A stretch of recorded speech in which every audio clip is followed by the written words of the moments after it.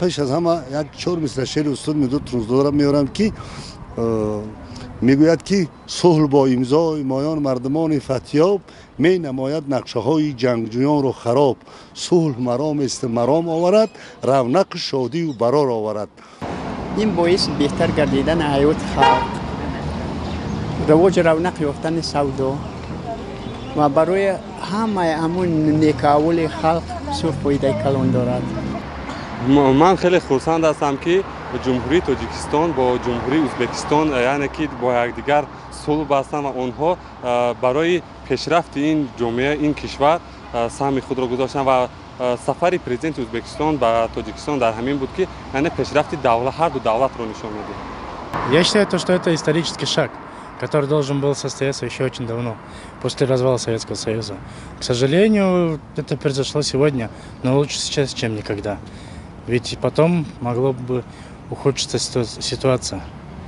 با هر دو کشور اینقدر از جهت اگر باشد که و اقتصادی بهترین کار میشود که ما به یکدیگر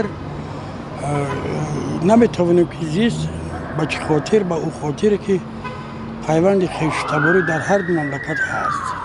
ما خرسند از این کار. فایده کلان است. من راه گشوده شد، رفت آمد میشد.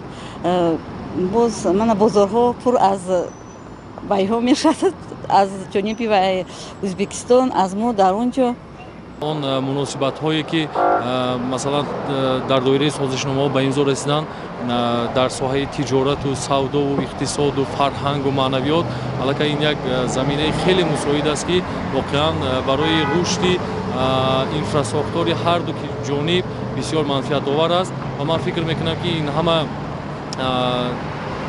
پیشروی و این همه موفقیت ها و این همه دستاوردها تا ابد پاینده خواهند ماند.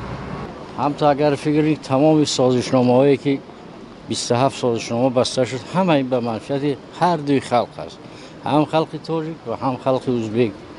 یا در سر اینا دو خلقی هستند که در یک منطقه زندگی میکنند، به رفت آمدی بین یکدیگر هیچ اینا علاجی ندارند و برای رشد اقتصادات هر دو دولت بهترین چیزها را به امضا رساندند و آینده خیلی خوب دارد. سلامت باشید.